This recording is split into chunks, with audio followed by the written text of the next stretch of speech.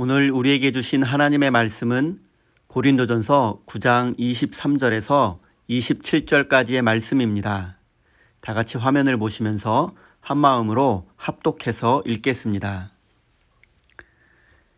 내가 복음을 위하여 모든 것을 행함은 복음에 참여하고자 함이라. 운동장에서 다름질하는 자들이 다 달릴지라도 오직 상을 받는 사람은 한 사람인 줄을 너희가 알지 못하느냐. 너희도 상을 받도록 이와 같이 다름질하라.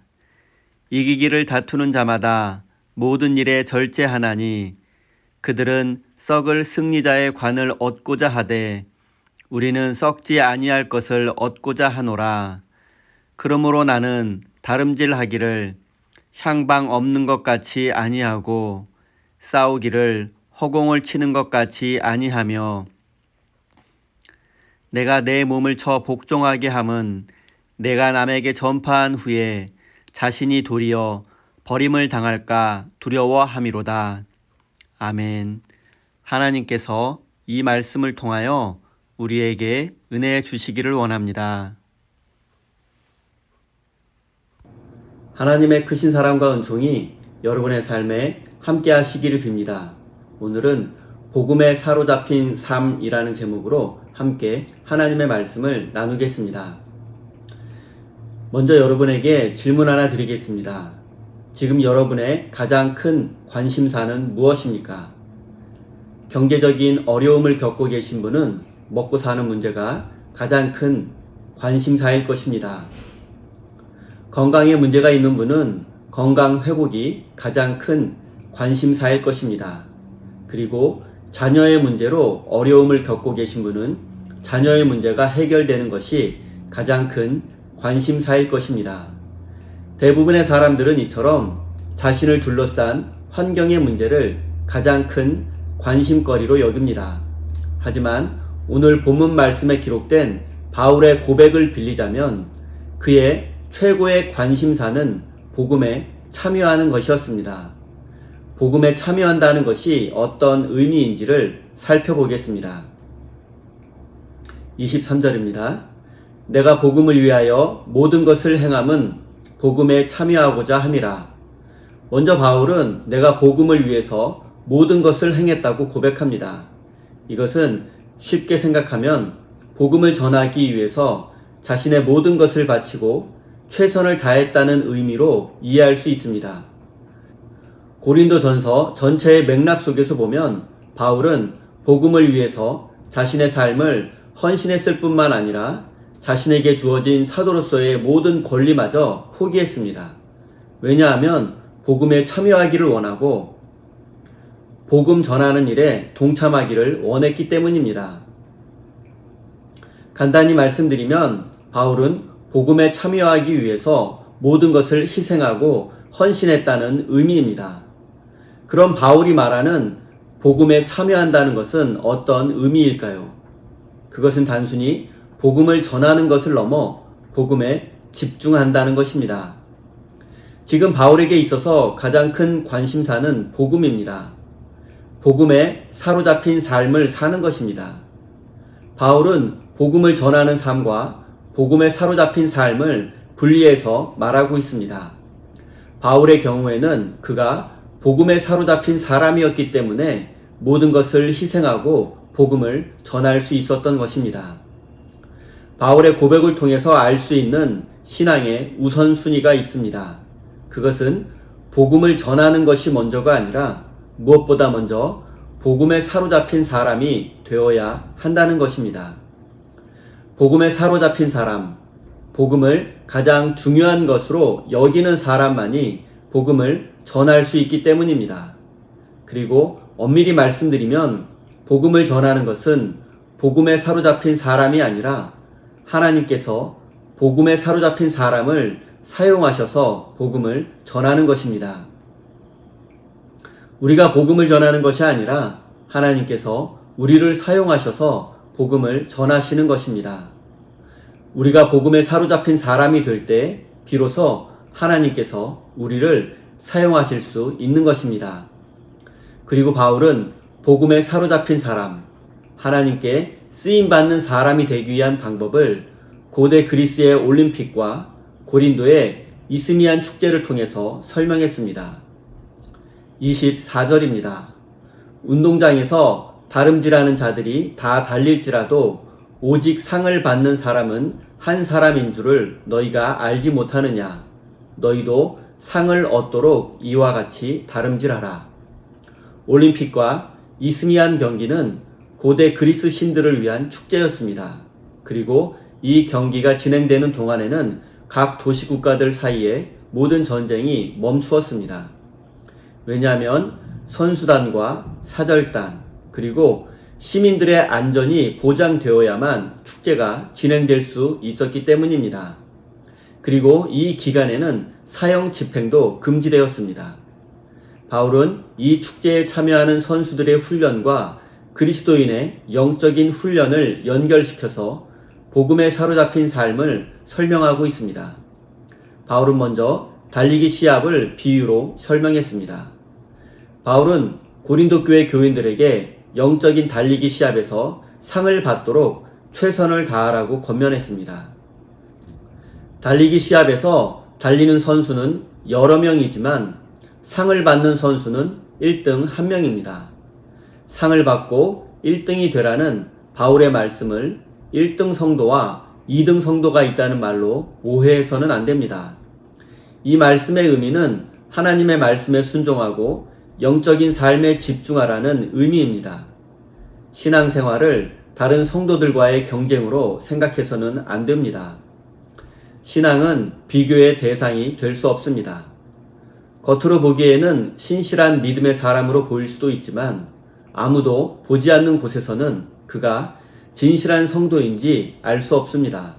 그리고 각 사람마다 처한 환경이 다르고 믿음의 스타일이 다르기 때문에 신앙이 좋다, 나쁘다를 판단할 수도 없고 또한 누구에게도 신앙을 판단할 자격이 없습니다.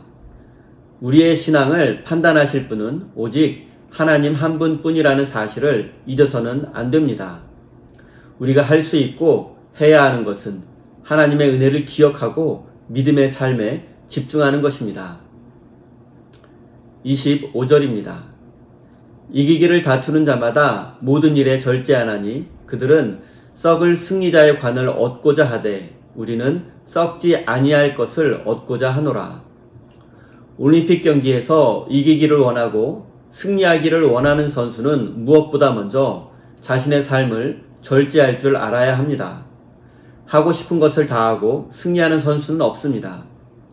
먹고 싶은 것을 다 먹고 자고 싶을 때까지 자고 만나고 싶은 친구들을 다 만나고 하고 싶은 일을 다 하고서 최고의 선수가 될 수는 없습니다.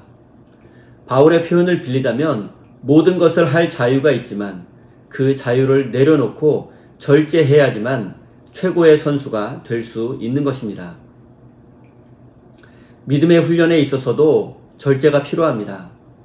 모든 훈련의 기본은 절제입니다. 신앙생활의 기본은 내 욕심과 욕망을 덜어내고 비우는 것에서부터 시작됩니다. 내 욕심을 비우고 내 자아가 빈자리에 하나님의 은총이 머물 수 있기 때문입니다.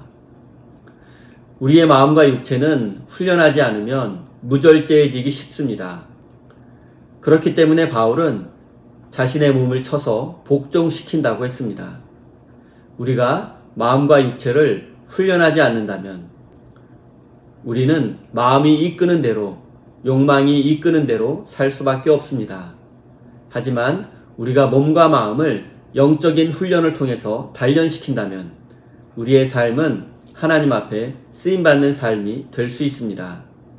사랑하는 성도 여러분, 하나님께 쓰임받는 사람, 복음에 사로잡힌 사람이 되기를 원하신다면 무엇보다 먼저 절제하는 삶과 영적인 훈련을 통해서 여러분의 삶을 훈련하고 단련하시기 바랍니다. 그래서 하나님 나라에 쓰임받는 거룩한 백성이 되시기를 바랍니다. 26절과 7절입니다. 그러므로 나는 다름질하기를 향방 없는 것 같이 아니하고 싸우기를 허공을 치는 것 같이 아니하며 내가 내 몸을 쳐 복종하게 함은 내가 남에게 전파한 후에 자신이 도리어 버림을 당할까 두려워함이로다. 바울은 믿음의 훈련에 있어서 중요한 원칙을 알려주고 있습니다. 그것은 바로 방향과 목적입니다. 달리기 선수의 기본은 목표 지점을 향해서 뛰는 것입니다. 목표 지점과 반대로 뛰게 된다면 그 사람은 뛰면 뛸수록 더 멀어지게 됩니다. 권투 선수도 마찬가지입니다. 권투 선수는 상대방을 향해서 주먹을 날려야 하는데 허공을 치는 것은 아무 소용이 없습니다. 허공을 많이 치면 칠수록 기운만 빠지고 결국에 패배자가 될 수밖에 없습니다. 사랑하는 성도 여러분, 이 말씀에 비추어 여러분의 삶을 한번 되돌아보십시오. 여러분의 인생은 올바른 방향으로, 올바른 목표를 향해서 나아가고 있습니까? 그리스도인에게 올바른 삶의 방향과 삶의 목표는 무엇이겠습니까? 바울은 복음에 사로잡힌 인생이 되는 것이 목표였고 그의 삶의 방향은 오직 복음 전하는 것에 맞추어져 있었습니다. 그리고 그는 이러한 삶의 목표를 이루고 방향을 잃지 않기 위해서 자신의 몸을 쳐서 복종시킨다라고 고백했습니다. 사랑하는 성도 여러분, 우리의 삶의 목적은 하나님께 영광이 되어야 하고 우리의 삶의 방향은 이웃 사랑이어야 함을 마음에 새기시기 바랍니다. 내 몸을 쳐서 복종시킨다는 고백을 한 바울은 뒤이어 내가 남에게 복음을 전한 후에 도리어 버림을 받게 될까 두렵다는 고백도 함께 했습니다. 도대체 바울같이 위대한 사도의 버림받을 것이 두렵다는 말을 어떻게 이해해야 합니까? 바울은 기독교 역사에 있어서 가장 위대한 사도이며 모든 그리스도인이 본받아야 할 영적인 스승이기도 합니다. 그런데 그가 복음에서 버림을 받을지도 모른다고 걱정을 하고 있었다는 것을 어떻게 이해해야 합니까? 이것은 단순히 구원의 확신이 있느냐 없느냐의 문제가 아닙니다. 목사인 저의 삶을 비유로 설명하자면 복음으로부터 소외된다는 것은 제가 무엇을 말하는지 모른 채 설교한다는 사실과 안다고 하더라도 그것이 저의 실제의 삶과 일치하지 않는다는 것을 의미합니다. 말씀을 전하는 설교자가 하나님의 말씀을 깨닫지 못하는 것, 그리고 자신이 선포하는 말씀과 자신의 삶이 일치하지 못할 때 설교자는 자신이 버림당할 것을, 그리고 하나님으로부터 멀어지는 것을 두려워해야 합니다. 이것은 모든 성도들의 삶에도 똑같이 적용됩니다. 여러분이 아무리 기도를 열심히 하고 전도와 봉사를 하여도 신앙의 목표와 삶의 방향이 잘못되었다면 얼마든지 버림당할 수도 있다는 사실을 기억해야 합니다. 사랑하는 성도 여러분, 위대한 사도인 바울에게도 영적인 두려움이 있었습니다. 하지만 그는 자신을 쳐서 복종하게 함으로 그 두려움을 이겨내고 복음에 사로잡힌 삶을 살 수 있었습니다. 사랑하는 우리 세임교회 성도 여러분, 우리의 삶에는 영적인 두려움이 있고 세상적인 두려움도 있습니다. 하지만 우리가 삶의 방향과 목표를 올바로 정하고 절제의 훈련을 지속한다면 두려움으로부터 해방될 수 있습니다. 복음에 사로잡힌 삶, 영적인 삶에 집중하는 인생이 되어서 하나님의 영광을 위해서 쓰임받는 복된 인생이 되시기를 예수님의 이름으로 축원드립니다. 다 함께 주신 말씀 가슴에 새기며 기도의 자리로 나아가겠습니다.